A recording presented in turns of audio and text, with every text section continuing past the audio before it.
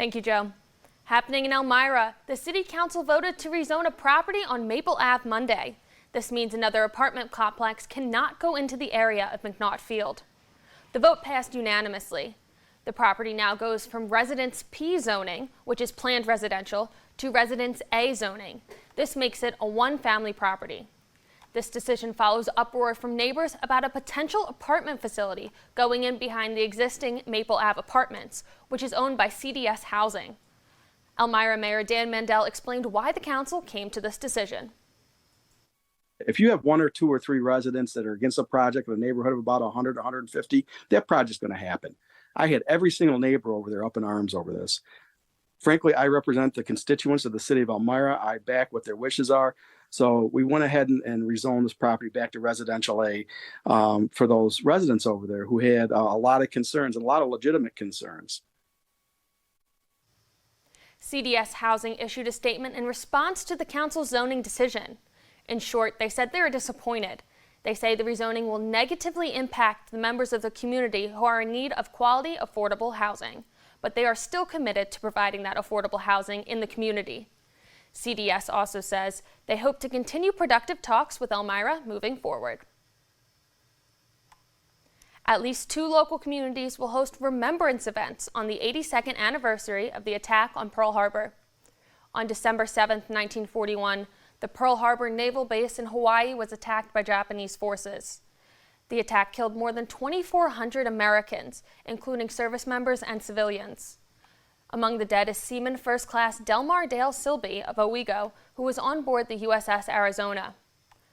On Thursday, the Owego VFW will host a remembrance ceremony at 12:55 p.m. The community is welcome to attend. And at 1 p.m. Thursday, a rededication ceremony will be held for Wellsboro World War II Memorial next to the Green Free Library. The memorial bears the names of local veterans who served during the war. The ceremony will be held by the Tioga County Veterans Affairs Office. Today, December 6th, may just be a Wednesday to some, but in Elmira, it's officially considered Ernie Davis Day. Ernie Davis moved to Elmira when he was 12, and he was a triathlete, playing baseball, basketball, and football at Elmira Free Academy. Later in his career, Davis earned the nickname the Elmira Express and was the first African American to win the prestigious Heisman Trophy in 1961. The idea of Ernie Davis Day came from Elmira native and current Syracuse University student Izzy Griffin.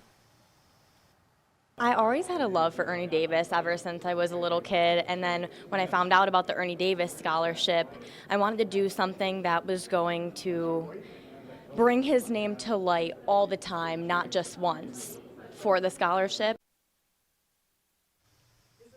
Griffin was a nominee for the Ernie Davis Scholarship, developing a petition for the creation of Ernie Davis Day. Elmira Mayor Dan Mandel later made it official with a city proclamation. Every year, Elmira officials and community members will honor the outstanding athlete and legacy of Ernie Davis.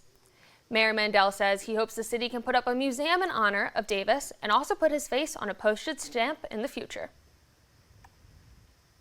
Today, the Southern Tier got a new addition to the region's fast food game. Jersey Mike's Sub opens its doors in Horseheads this morning. To help hit the ground running, the new location said they are raising money for the Horseheads Central School District. Earlier today, WENY News went over to check out opening day to see how things were going and spoke to the owner of the new location. We opened at 10 a.m., but we unlocked the door at about 9:30 for a couple customers that were waiting outside. So far, it's been a lot of very positive feedback, and everyone trying our hot and cold subs here in the store. Jersey Mike's is a great, authentic sub sandwich. Everything's fresh sliced and fresh grilled. We get here about 5:30, 6 a.m. every day to bake the bread and slice the onions and slice the lettuce here in the store, and you can definitely taste the quality of the product. And if you're interested in checking out Jersey Mike's, they're located on County Route 64 in Horseheads, right next to the Starbucks and in the same plaza as the Walmart. Governor Hochul announces more than $3 million in state funding for 13 new behavioral health clinics across the state. The state funding is part of the governor's $1 billion multi-year plan intending to reduce the number of individuals with unmet mental health needs.